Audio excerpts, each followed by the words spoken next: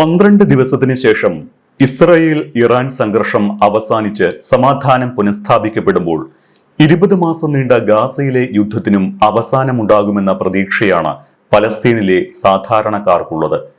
നിലവിൽ ഇസ്രായേലും ഹമാസുമായി ചർച്ചകൾ നടക്കുന്നില്ല. ഹമാസിന്റെ പ്രധാന നേതാക്കളെല്ലാം കൊല്ലപ്പെട്ട സാഹചര്യത്തിൽ ചർച്ചകൾക്ക് നേതൃത്വം വഹിക്കാൻ നേതൃനിരയിൽ നിന്ന് ആരും തയ്യാറാകുന്നില്ല എന്നതും തിരിച്ചടിയാണ്. പക്ഷേ ഇസ്രായേലും ഹമാസുമായി ചർച്ചകൾ പുനരാരംഭിക്കാൻ ഇടപെടുന്നുണ്ട് എന്ന് ഖത്തർ പ്രധാനമന്ത്രി Mohammed bin Abdulrahman bin Jassim Al Thani വ്യക്തമാക്കിയത് പ്രതീക്ഷയ്ക്ക് വക നൽകുന്നതാണ്. അതിനിടെ വടക്കൻ ഗാസയിൽ ഇസ്രായേലി സൈന്യത്തിന്റെ വാഹനത്തിലുണ്ടായ സ്ഫോടനത്തിൽ 7 സൈനിക ഉദ്യോഗസ്ഥർ കൊല്ലപ്പെട്ടത് സ്ഥിതിഗതികൾ സങ്കീർണമാക്കുമോ എന്നാണ് ലോകം ഉറ്റുനോക്കുന്നത്. ഖാൻ യൂനിസിലെ പടിഞ്ഞാറൻ സദാർ പ്രദേശത്ത് തമ്പടിച്ച ഇസ്രായേൽ സൈനികർക്ക് നേരെയാണ് ഹമാസ് സായുധ വിഭാഗമായ അൽ ഖസാം ബ്രിഗേഡും സറയ അൽ ഖുദ്സും ഒളിയാക്രമണം നടത്തിയത്. സൈനിക ഉദ്യോഗസ്ഥർ കവചിത വാഹനത്തിൽ സഞ്ചരിക്കവേ സ്ഫോടനമുണ്ടാവുകയായിരുന്നുവെന്ന് ഇസ്രായേൽ സൈന്യം അറിയിച്ചു. 605ാമത് കോംബാറ്റ് എഞ്ചിനീയറിംഗ് ബറ്റാലിയനിലെ ഉദ്യോഗസ്ഥരാണ് കൊല്ലപ്പെട്ടത്. ആക്രമണം നേരിട്ട സൈനികരെ രക്ഷിക്കാനെത്തിയ സേനാ യൂണിറ്റിന് നേരെയും ആക്രമണം നടന്നു. ഇതിൽ 3 സൈനികർ സംഭവസ്ഥലത്ത് കൊല്ലപ്പെട്ടു. കാണാതായ സൈനികനായി ഇസ്രായേൽ വ്യോമസേനയുടെ ഹെലികോപ്റ്ററുകളും മറ്റും നടത്തിയ തെരച്ചിലിൽ മൃതദേഹം കണ്ടെത്തി. പരിക്കേറ്റ 17 സൈനികരിൽ ചിലരുടെ നില അതീവ ഗുരുതരമാണ്. ഇവരെ ഹെലികോപ്റ്റർ മാർഗം ടെൽ അവീവിലെ സൈനിക ആശുപത്രിയിലേക്ക് മാറ്റി. നടന്നത് ഗറില്ല യുദ്ധതന്ത്രമാണ് എന്നും കൂടുതൽ ജാഗ്രത വേണമെന്നും സൈന്യം നിർദ്ദേശിച്ചതായി ഇസ്രായേൽ മാധ്യമങ്ങൾ റിപ്പോർട്ട് ചെയ്തിട്ടുണ്ട്. യുദ്ധലക്ഷ്യങ്ങൾ നേടാതെ ഇറാനുമായുള്ള യുദ്ധം നിർത്തേണ്ടി വന്നതിന് പിന്നാലെ ഗാസയിൽ നേറ്റ അപ്രതീക്ഷിത തിരിച്ചടിയിൽ നീട്ടിയിരിക്കുകയാണ് ഇസ്രായേൽ.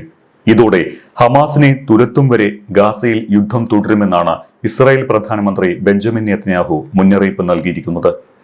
ഹമാസിന്റെ നടപടിക്കെതിരെ ഗാസയിലെ സാധാരണക്കാർക്കിടയിലും പ്രതിഷേധമുള്ളതായും റിപ്പോർട്ടുകളുണ്ട്. സമാധാന ശ്രമങ്ങൾക്ക് ഹമാസിന്റെ നടപടികൾ തിരിച്ചടിയാകുന്നുണ്ട് എന്നാണ് വിദഗ്ധരും അഭിപ്രായപ്പെടുന്നത്. അതേസമയം ഹമാസിന്റെ പ്രധാന നേതാക്കളെയെല്ലാം കൊന്നൊടുക്കിയിട്ടും ഇസ്രായേൽ ഇപ്പോഴും ഗാസയിൽ ആക്രമണം തുടരുകയാണ്. ഇന്നലെ ഭക്ഷണ വിതരണ കേന്ദ്രത്തിലുണ്ടായ ആക്രമണത്തിൽ 37 പേരാണ് കൊല്ലപ്പെട്ടത്. ഒരാഴ്ചയിലേറെയായി സഹായ വിതരണ കേന്ദ്രങ്ങളിൽ ഇസ്രായേൽ ആക്രമണം രൂക്ഷമാണ്. 200-ലേറെ പേർ ഈ മാസം മാത്രം കൊല്ലപ്പെട്ടുവെന്നാണ് റിപ്പോർട്ടുകൾ. ജൂൺ 15 വരെയുള്ള കണക്ക് പ്രകാരം 56,077 പേർ കൊല്ലപ്പെട്ടുവെന്നാണ് ആരോഗ്യവകുപ്പിന്റെ സ്ഥിരീകരണം. അതിൽ 17,121 പേർ കുട്ടികളാണ്. സംഘർഷം ആരംഭിച്ച് 20 മാസം പിന്നിടുമ്പോൾ ഗാസയിൽ ഭക്ഷണവും മരുന്നുമടക്കമുള്ള അവശ്യ വസ്തുക്കൾ ലഭിക്കാത്ത അവസ്ഥയുമാണ്. മെയ് മാസം മുതൽ ഇസ്രായേൽ നടത്തിയ ആക്രമണത്തിൽ 500-ലേറെ പേർ മരിച്ചുവെന്നാണ് റിപ്പോർട്ടുകൾ. ഏകദേശം 3,500 പേർക്ക് പരിക്കേറ്റിട്ടുണ്ട് എന്നും അന്താരാഷ്ട്ര മാധ്യമങ്ങൾ പുറത്തുവിട്ട കണക്കുകൾ പറയുന്നു. അതേസമയം എത്രയും വേഗം മേഖലയിൽ വെടിനിർത്തൽ വേണമെന്ന ആവശ്യവുമായി 2023 ഒക്ടോബർ 7-ന് ഹമാസ് ബന്ദികളാക്കിയവരുടെ ബന്ധുക്കൾ രംഗത്തെത്തിയിട്ടുണ്ട്. 50 ബന്ദികളാണ് ഇനി ഹമാസിന്റെ പിടിയിലുള്ളത്. അതിൽ 25 പേരെങ്കിലും കൊല്ലപ്പെട്ടിരിക്കുമെന്നാണ് ഇസ്രായേൽ കരുതുന്നത്. ഒക്ടോബർ 7-ന് ഹമാസ് നടത്തിയ ആക്രമണത്തിൽ 1200ഓളം പേരാണ് കൊല്ലപ്പെട്ടത്. 251 പേരെ ബന്ദികളാക്കുകയും ചെയ്തു. ഇതേ തുടർന്നാണ് ഇസ്രായേലും പലസ്തീനും തമ്മിലുള്ള സംഘർഷം അതിരൂക്ഷമായത്. വെടിനിർത്തൽ കരാറുകളുടെയും മറ്റ് അനുനയ ശ്രമങ്ങളുടെയും ഭാഗമായി പകുതിയിലധികം ബന്ദികളെ ഹമാസ് വിട്ടു നൽകിയിരുന്നു. 8 പേരെ ജീവനോടെ രക്ഷപ്പെടുത്തുകയും ചെയ്തു. കുറച്ചുപേരുടെ മൃതദേഹങ്ങൾ ഇസ്രായേൽ സേന കണ്ടെടുക്കുകയും ചെയ്തു. നിലവിൽ ഇസ്രായേലും ഹമാസുമായി ചർച്ചകൾ നടക്കുന്നില്ല.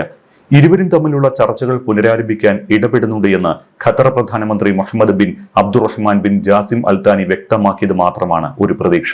ഹമാസിന്റെ പ്രധാന നേതാക്കളെല്ലാം കൊല്ലപ്പെട്ട സാഹചര്യത്തിൽ ചർച്ചകൾക്ക് നേതൃത്വം വഹിക്കാൻ നേതൃനിരയിൽ ആരും തയ്യാറാകുന്നില്ല എന്നതും ചർച്ചകൾക്ക് വലിയ തിരിച്ചടിയാണ്. ഇതോടെ ഇപ്പോൾ ഉയരുന്ന പ്രധാന ചോദ്യം ഗാസയിലെ കൂട്ടക്കുരുതി എന്നവസാനിക്കും എന്നത് മാത്രമാണ്.